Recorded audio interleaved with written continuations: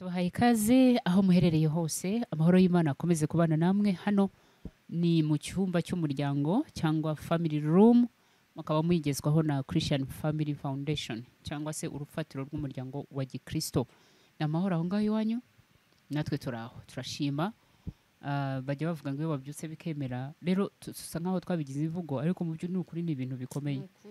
Buriya iyo bitarakubaho ngo ubushake kweguka byange, wumva ari ibintu bisanzwe, ariko uzabyuke wakakaye nk'imodoka yapfuye battery urebe nibwo uzamenya icyo tuvuga. Iyo tuvuga ngo twabyutse biremera, turashima.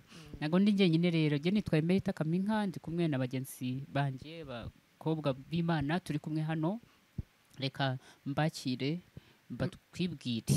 Murakoze cyane pastor. Nge nitwa Businge Jenny, dumwe mu muryango wa Family Foundation. Yego, Ndanezerewe, ntago tujya tubifata nk'ibisanzwe, n'ubuntu n'iteka Imana iba yaduteye. amen. Urakoze. Businge Jenny ni umwe mu bagize Christian Family Foundation, ariko nanone by'umwihariko akaba ari umuyobozi wa World Stars Ministry. Naho muhagere mu basure, bafite inyigisho z'abana, aradufasha uburyo dushobora gutoza abana gusoma ijambo ry'Imana hakiri kare, uburyo dushobora gusengana n'abana n'ibindi bintu byinshi bitandukanye. Uzabikunda kandi umuryango wawe ntabwo uzasigara uko wari umeze. Dufite undi mubyeyi mwiza twicaranye hano, reka nawe atwibwire. Haleluya. Amen. Yesu ashimwe cyane. Amen. Nitwa Martha Nyangoma, nkaba ndi umukozi w'Imana kandi nanjye nkaba ndi inshuti y'uyu muryango. Yes. Nishimiye kuba hano kugira ngo tuganire nk'abakozi b'Imana. Imana ibahe umugisha. Amen. Tugaye Amen. ikaze Martha. Amen. Nukuri twishimiye kukwakira. Yes. Uyu munsi rero tugiye kuganira ku kintu gikomeye, naho ngaho iwanyu ndibaza ko gihari. Ni ikibazo tumaze iminsi tubona cy'umubano hagati y'abavandimwe. Abavandimwe ni ukuvuga ni abahungu, ni abakobwa, ni abasaza, ni abashiki b'umuntu cyangwa n'umuryango mugari. Muri iyi minsi ibintu byahinduye isura, sinzi niba namwe mubibona hariya hirya mu miryango yanyu. Iyo umuntu agize gutya, Imana ikamutera iteka, ikamuha ku kintu twita agasente cyangwa agafaranga, umuntu amera amababa akaguruka neza, mukamubura kandi mumureba. Urumva? Noneho ariko ni ibice bibiri. Urumva hari uwo nguwo ushoboye cyangwa ukize cyangwa uteye imbere, agahita yica ku muryango, wamuhamagara ngo urashaka kumusura, akakubwira ati simpari, niyo yaba hari. Kubera iki? Ahita yumva ko nta kindi ugiye kumusaba amafaranga. Imperuka byaragirwaga n'abantu baba mu bihugu byo hanze, ako na hano iwacu basigaye babikora. Ayiwe, hari inkuru yanteye agahinda, ariko turi buyivugemo hagati mu kiganiro, ntujye kure. Niko se Beneda, namwe ibyo bintu murabibona hari iwacu mu miryango. Tubeho dute muri iki gihe ko mbona bikomeye, ko mbona bigoye? Reka dutangirane nawe. Murakoze cyane pastor. Ko waratekereje kuri ibyo. Hari igihe abantu benshi bibanda ku mugore n'umugabo, ariko no kuri umuryango mugari nawo Satani yarawutoteye. Ni ikintu kibabaje, ariko njye naje gusoma ijambo ry'Imana riri mu Migani 17:17, haravuga ngo inshuti zibana ibihe byose. BEA ikavuga ngo umuvandimwe avukira gukura abandi mu makuba. Bivuga ngo ubundi twakamenye n'impamvu tuvuka, kuko niba Imana yanteye iteka nkatera imbere, narangiza uwo nakazamuye nkamurekura, nkamuhunga kubera ukuntu ameze, cyangwa umubyeyi yaba atameze neza nkaba ari njye njya kure ye, ni ikibazo gikomeye. Ariko nk'abakristo cyangwa nk'abaturarwanda n'isi yose, twakamenya ubundi kuki navutse muri uwo muryango. Mbere yuko njya guteza imbere ya miryango duhuje status, kuko akenshi ni nacyo kibitera, byaba byiza mbanje wanjye tuvukana mu nzu. Nkora research rero naje gusanga nta kindi kibitera, byose biza ku muryango. Iyo mukiri mu rugo, umwana yakwifata gutya, umubyeyi ntateshe, niho bigenda bizamukira. ukamugira runaka undi ukamuminimiza ukamwereka ko ntacyo ashoboye, wa wundi ufite urukundo cyane ibintu bakabimuharira akaba ari we uba umwana nyine abandi bakabihorera. Ariko noneho nk'abantu bakuze, kuko urumva bikora abantu bakuze, numva twakwikubisa agashyi ukabanza umuryango wawe. Kubanza umuryango wanjye rero, ujya wibuka abahinde ukuntu babaho, ntabwo bajya burya batandukana n'imiryango yabo. Bo ni karica, ariko ubundi no mu banyarwanda niko byari bimeze. Numva rero njye inama najya ni uko twabanza tugaha ijambo ry'Imana agaciro, icyatumye Businge mvuka. Dufite urugero rwiza, Joseph baramwanze bamugirira ishyari. Ese wari uzi pastor ko ibyinshi biva ku ishyari? Noneho bamugiriye ishyari, ariko amaze kugubwa neza yarabahamagaye agira gute, arabatungisha babaho neza. Numva rero ari rwo rugero rwiza twafata. Abantu benshi njyewe nkurikije ubushakashatsi nabonye, naje gusanga biterwa n'ubwibone. Uribuka Eliyabu, umwami Dawidi ajya kurwana Goliyati, ngo karishanura, ngo bari abasore beza b'uburanga, bakumva ko ibyo bihagije. Nkeka rero ntashidikanya, ariko ninjye mbitekereza Businge, umuntu iyo yatangiye kugira amafaranga, buriya amafaranga ni power. Icyo gihe rero pastor baruzi ngo ko hari n'abagira isoni, kuvuga ngo sibo nzamuye etaje, buriya muntu wo mu muzigo ndajyayo gute? Niyo mpamvu natekereje ko ari ubwibone. Imana idufashe, kuko Bibiliya itubwira neza ngo ubwibone bubanziriza ku, sibyo? Imana ibangisha. urakoze cyane. ngo we uvuze ngo ni mu muzigo, ngo abona ari mu etaje, ngo agatinya kujya bahita mu muzigo.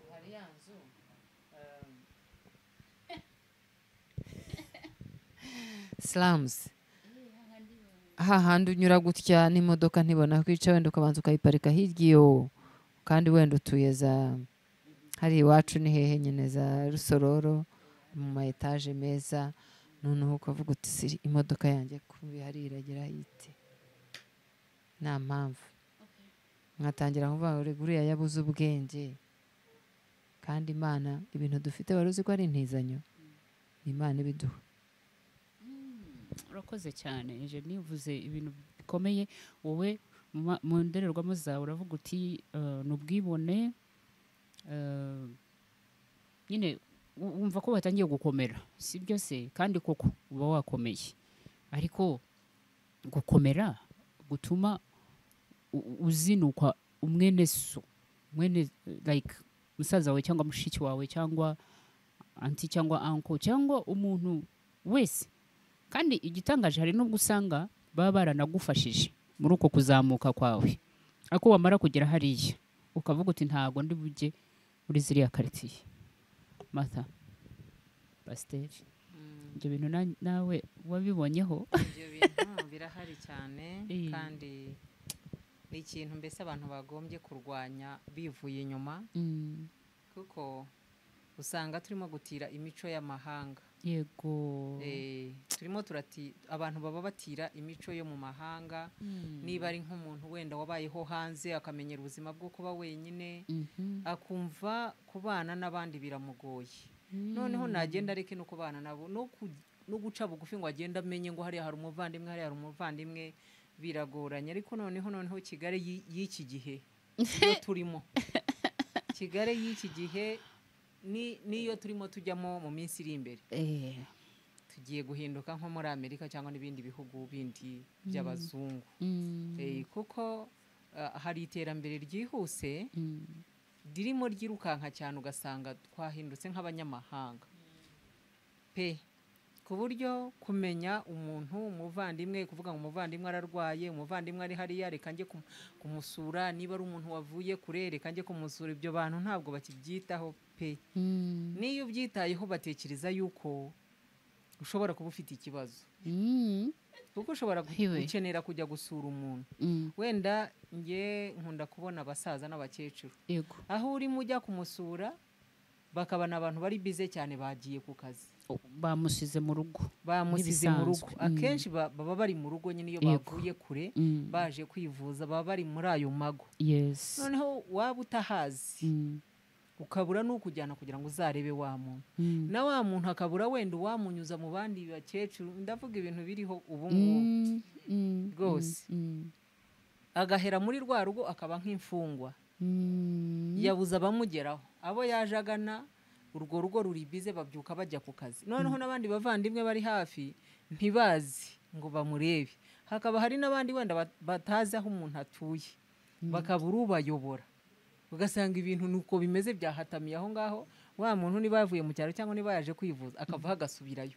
izo cases tuhura nazo kenshi cyane so kumva kuvuga ngo kanaka yaje ngo muze mu mutekada abantu bari bize cyane noneho n'uyu mujyi hari ukuntu ibintu bigoye bisigaye bigoye pe ngenda bibona nkabona ko bamwe bararengana ariko niyo warengana ntabwo wabura akanya rimwe mu mezi angahe rimwe yes abantu bari bize bava ku kazi bwije bakajya kuzana abana bava kuzana abana hakaba harambuti yaje muri uyu mujyi ntago yoroshye akayivamo nka saa mbiri za nijoro ibyo ni ukuri ndashaka kubarenganyaho gatoya ariko noneho muri weekend hari iminota 20 cyangwa 30 wakoresha ukanyaruka rwose ntago wambwira ngo burundu kuko iyo umuntu apfuye umwanya uraboneka byanze bikonze usaba n'uruhushya ariko ibyo byo gusurana ku migora byo ntibishoboka mu masaha y'akazi pe yaje mu mujyi wa Kigali sigaye ikabije ariko se ukwezi kwa mbere kwa kabiri kwa gatatu kwa kangahe ngo nabuze umwanya wo kugera ku muntu ntago njya mbyemera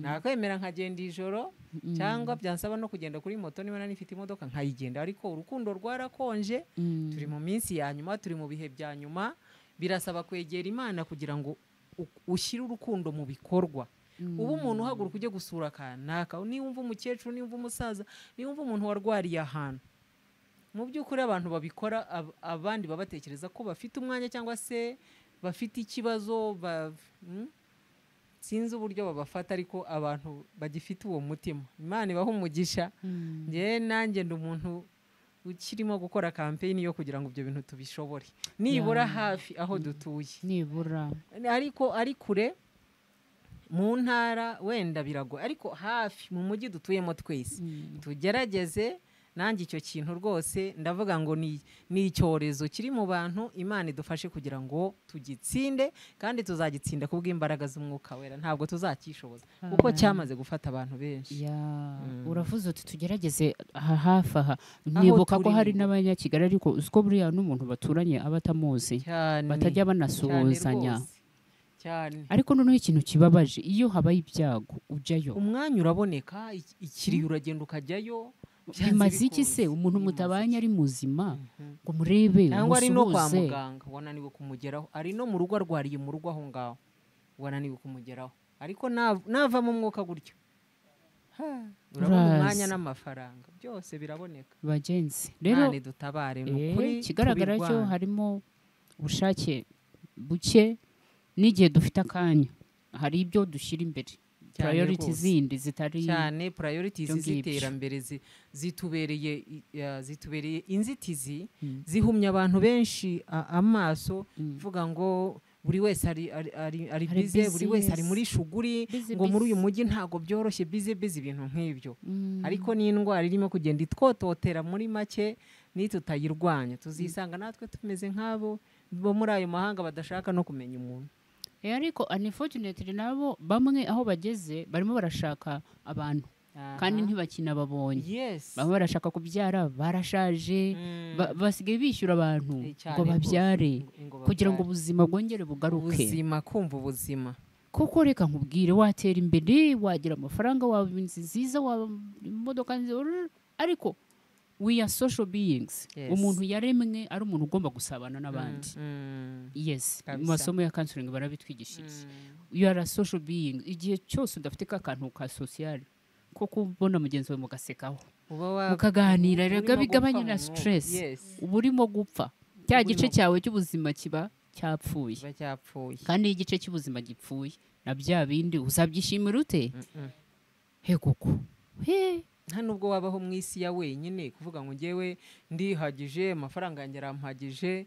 Abantu bashobora kukubona koko. Numvise ngo hari umuntu wapfuye akenera ko abantu baza kuko atasuraga abandi akazajya yohereza ayo mafaranga. Nawe apfuye bamwoherereza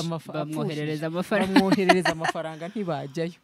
abura umuntu umufasha no gucukura imva kubera ko kera babaga babikorera aho ngaho mu rugo kugeraho polisi izageraho ikabyinjiramo avuga ngo wapfuye afite uburenganzira bwo gushyingurwa. wowe yagize ubwenge agenda ajya mu baturage ajya kubasaba imbabazi arababwira ati mumbabariremwo akabyaramwe ntago nzongera kujya nigumira iwanjye. Barakunda baraza abana n'abandi. Hari ikintu mavuze mu kanya busy hari umuntu wigeze gusobanura iryo jambo aravuga ngo it is being under Satan's yoke. No kuvuga ngo nubwo tuvuga ngo turi busy umva nyine turi munsi y'ububata bwa Satani. Yaradutwikiriye araducunga aratubyutsa akatwirukansa ariko mu by'ukuri ugiye kurana umusaruro usanga bitanangana n'imbaraga washyizemo. Kandi ugiye ukagera kuri uriya muntu utakishoboye umuntu utagihaguruka ukamuganiriza ukamuhumuriza ubuzima bwe bukongera bugasubira bushya. Hari ikintu kinini uba wongeye ku buzima bwe cyane. Urakoze Eugenie. Rero nyine kubaho ni ukubana niko n'umunyarwanda yarabivuze. Waduhaye n'urugero rwiza rwa Yosefu muri Bibiliya. Abavandimwe baramwanze mbere ahubwo we amaze gukira ntabwo yibagiwe gukinga nk'aba bandi bajya bavuga. Ahubwo we yarakinze kandi ntiyikingira na wenyine. Yibuka na bene se yibuka n'ababyeyi be yibuka muri iki gihe. Urabizi ko hari abantu uyu munsi bihakanye iwabo barabihakanye. Hari inkuru umubyeyi wanjye yahoze ambwira aho atuye. Umukecuru waho afite abana baba mu mijyi nyine ahantu hatandukanye ariko uzi ko yabaye haba mu nzu ishaje yenda kumugwira imeze nabi. Umunsi yapfuye bakamanuka bakajya kuyitera irange bakamanuka bakajya kuyitunganya. Bari bayitunganyirije nde? Yapfuye. Bari bayitunganyirije nde? Abari buze nibambona baragira ngo waba atarayibayemo ngo yishime ngo anezerwe. Urebe nyine ko ari ahantu heza abantu bahamusanga abikunde ariko abantu baraje babikoze kubera abantu. Vuga kuri icyo kintu. Hano tugirira ubuntu. Icyo ni ikibazo gikomeye cyane kuko iyo ntangiye kubera abandi burya mba mfite ikibazo. Wowe uba utakiriho ahubwo wowe uba utakiriho. Ubwo wa mugani uba ukiriho se ni ikibazo gikomeye. Numva rero twiyambura uwo mwambaro tubebo abo turibo. Nezezwe n'ababyeyi banjye kuba kibafite. Nezezwe na sister wanjye kuba kimufite na musaza wanjye. Nk'uko my sister yabivuze two kwigana imico atari myiza. Iyo mico ntabwo ari iy'Abanyarwanda ariko wanabivuze neza we are social being. Ubuze ukuntu nanezerewe kubona Pastor Martha. Amen. Twaherukanaga kera namubonye nibutse ukuntu twabanye peage. Yes ashimwe. Amen. Reka rero mvuge ngo uwo mwambaro icyo kintu uvuze cyo gukorera ibintu mbikorera rubanda Pastor ngiye nabyita uburiganya. Kuriyambika ishusho itari yawe. Uranezeza rubanda. Umubyeyi wawe ahubwo ngiye mba mfite n'ubwoba. Ubwo se abagiye avuga iki? Ujya wibuka byumva uhore ngo waba usize iki musozi? Agenda ababaye nyine agenda ababaye. Ajyana agahinda. Imana itubabarire. Ngiye icyo navuga ibyo bintu biragatsindwa niba hari abantu babayeho gutyo. Twihane kuko icyiza turi abakristo. Twihane twongere tugire urukundo. Pastor uzi ikindi kintu kibitera ibyo? Iyo nananiwe kumenya njye wundi we singira urukundo muri njye. Bibiliya tubwira ngo dukunde bagenzi bacu nkuko twikunda. Icyo gihe nanjye simba nkikunda. Wabivuze neza urasobanura ngo we are under Satan's yoke. Kandi mu by'ukuri icyo ntabwo ariko dukwiriye kubaho. Dukwiriye kubaho no kubana. Reka rero inama njye nabagira tubanze tubeho hanyuma dukunde n'abavandimwe bacu twongereho n'inshuti zacu. Ariko mbanze mbeho kuko nimba nubatse inzu nshaka kwereka rubanda ntabwo ndiho, uwo muntu aba nteye ubwoba. ahubwo uvuze ako kantu noneho mpita nibuka indi nkuru, hari umugenzi wacu arimo abituganirira, ibi bintu byo kuri pressure y'uko ngomba gukora nk'uko runaka yakoze. Abana banjye bagomba kwiga aho biga, ariko utarebye mu mufuka wawe. Noneho ngo hari umuryango wabaye aho ubaho, ariko wariyishyize nyine ahantu ariko hadashobotse, bagahorana ihwa ryo kuba bari mu malone mu myenda kugira ngo bishyure amafaranga y'ishuri. Bigeze ahantu umugabo ngo yagiye gusara, ngo yatangiye kuzana uruhare ngo ari mutoya. Mugenzi we aramwegera aramubwira ati ariko wakwiyorohereje ubuzima, watwaye abana aha n'aha n'aha, ahantu hariya hashobotse kuri standard uriho uyu munsi, ukabaho ugahumeka, ntupfe imburagihe bwo kubera yuko ushaka kumera niya status ko wavugaga, kuba nyine ashaka kujya ku rugero rw'abo bakorana ku gipimo cyabo, abaturanyi, colleagues, bagenzi be, wenda n'umuvandimwe ashobora kuba ari na mukuru wawe cyangwa ari musaza wawe cyangwa ari iki, nawe utabange bagomba kujya hanze, kandi ubwo ntubisho. Noneho byagiye no mu bana rero, umwana asigaye cyane cyane muri abo biga muri international schools, akaza akubwira ati nanjye ndashaka ko munjyana hanze kubera ko bagenzi banjye bose baragiye.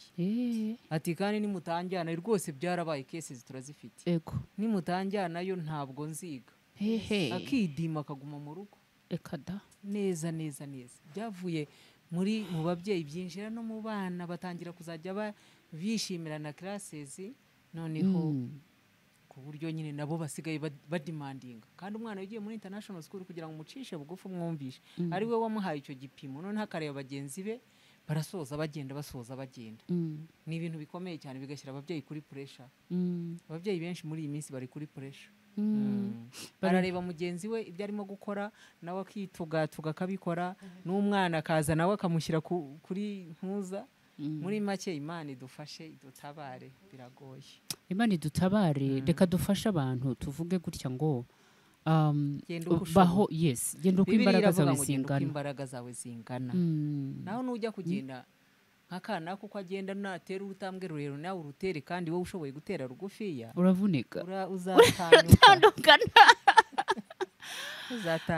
Indeed, barahari benshi uyu munsi barugwaye, bari ku miti ye y'umutima, bari ku miti ye y'ibiki byose, kubera just ko ubananiwe kubaho nk'uko uriho. Ntago bivuze ngo nuko bizahora, ariko intambwe nyinshi zitangirana n'intambwe imwe. Bagenzi, tubanze tubeho, tureke competition. Ese urakompitinga uri mu marushanwa nande ko ubuzima ari ubwawe, kandi ko umunsi uzabutakaza nta n'ubundi uzabona, uzaba ugiye birangiye. Wagerageje ukabaho intambwe ku yindi, kandi Imana kwiza bikora. Ariko hakugira ngo abantu bapfe bakenyuke, bapfe imburagihe, ibintu bibacikire hejuru. Please,